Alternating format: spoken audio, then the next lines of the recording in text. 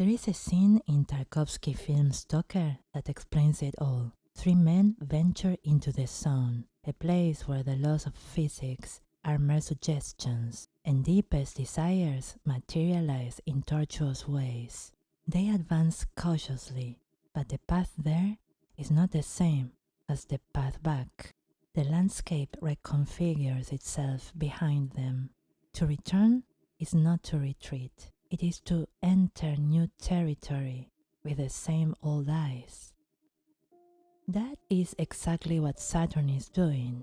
For the past 2 years and until May 2025, Saturn, our god of time, our internal architect, our reality detector, has been wandering through Pisces.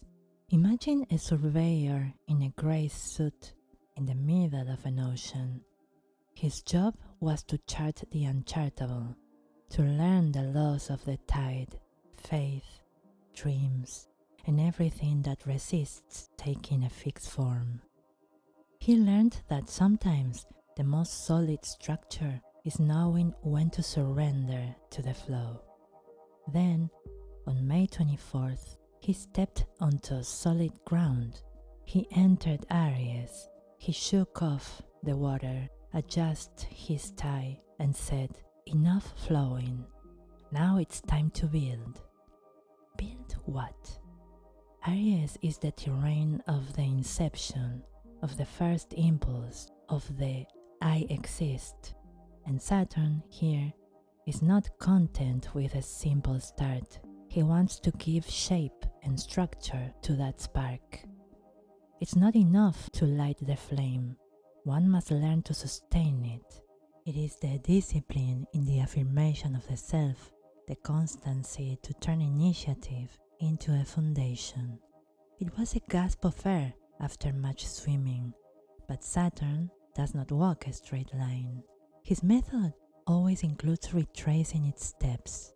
That's why in mid-July he began his retrograde in Aries, and on September 1st he crosses the border back into Pisces. He will remain there until February 13, 2026, reviewing everything learned in shifting waters, before returning to Aries until April 2028. And the question that echoes is this a setback? No, this is a post-production.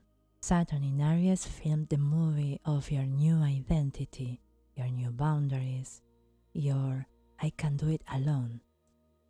But something didn't fit. The edit was too abrupt. It lacked texture, atmosphere, layers. So the director has decided to return to the editing room.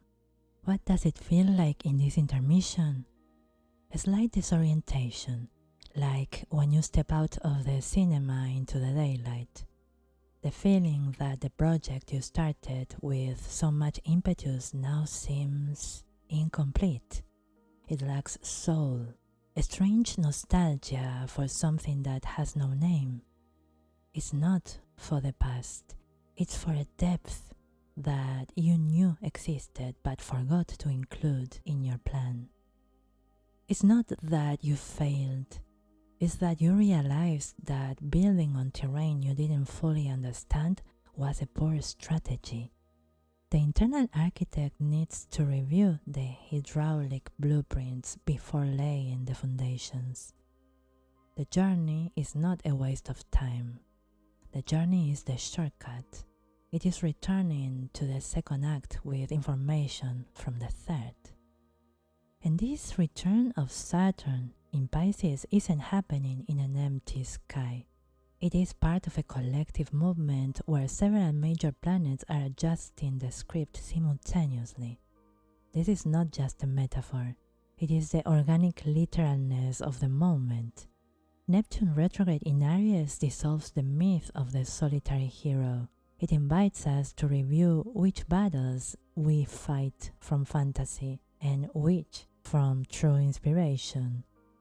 Pluto retrograde in Aquarius dismantles systems based on centralization. It is the force that regenerates the collective, speaking to us of technology, communities, and social systems mutating in silence. Uranus direct in Gemini is the engine of rapid change in communication, forcing us to think differently, to let go of all logics.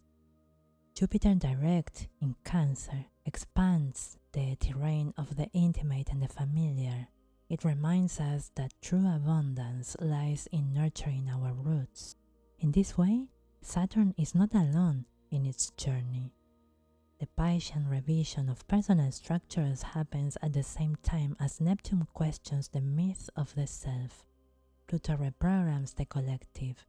Uranus opens new languages, and Jupiter strengthens the heart of the intimate. Looking at the sky as a whole, we understand that Saturn is not editing this film alone. Neptune in Aries reviews the myth of the hero. Pluto in Aquarius dismantles the collective sets. Uranus in Gemini changes the script on every page. Jupiter in Cancer reminds us that the story only makes sense if it preserves the intimate. It is not a linear narrative, it is a choral montage. Saturn returns to the editing room with its blueprints under its arms, but the final cut depends on everyone. And there we return to Tarkovsky. The song was not a place to find answers, but to discover with what eyes we look at the question. When Saturn returns to Aries in 2026, it will not be a simple return. It will be the premiere of an extended version where every scene will bear the mark of the invisible and the shared. The movie has already been filmed. Now, in the penumbra of the editing room, we hear the film reels breathing, and we know that when the lights come on, we will see a story unlike any other, our own, written among all the stars.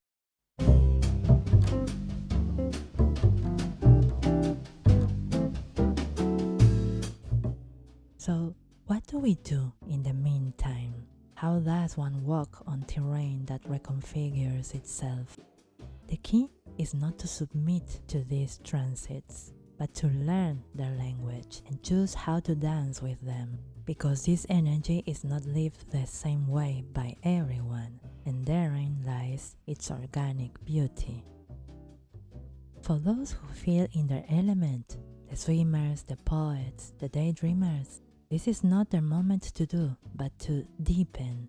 Their opportunity is to dive into the nameless nostalgia and bring back images, symbols, songs that will later become the soul of the projects born in Aries. Their attitude, surrender to the internal edit. Trust that letting go of control is not wasting time.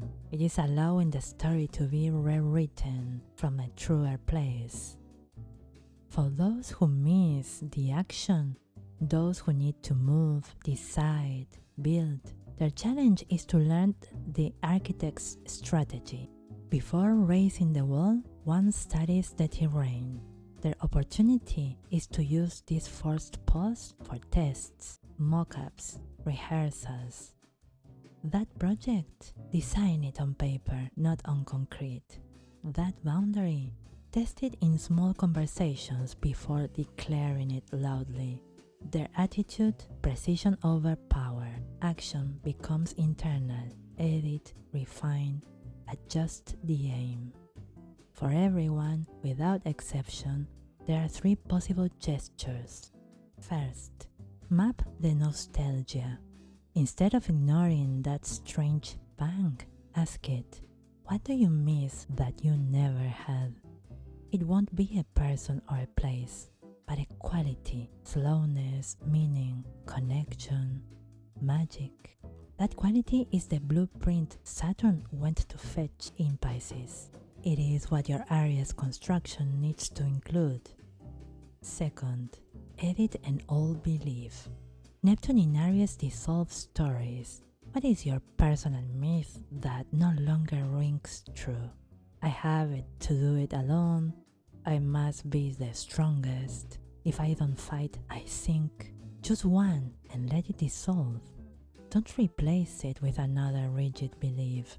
Leave the space empty. The solution is not a void, it is a new freedom. Third, ask a question instead of giving an answer. Uranus in Gemini is about curiosity, not certainty. Pluto in Aquarius is about reinvention, not revolution. The next time you feel the urge to assert, "This is just how I am," ask yourself, what if just this once I tried being a different way? Power now lies not in affirmation, but in interrogation. We are not spectators, we are the main characters and the editors of our own storyline. The transits are not the script, they are the narrative weather report. Rain for some, sun for others, wind for almost everyone. The opportunity is not to harness the energy, but to collaborate with it. It is not a duty, it is a possibility. Do you want to build? Build upon what you learned while swimming. Do you want to swim? Swim towards the shore, where what you want to build awaits you. The journey out has already been made. This is the journey back, and as in Stalker, we return laden not with answers, but with new ways of looking at the question.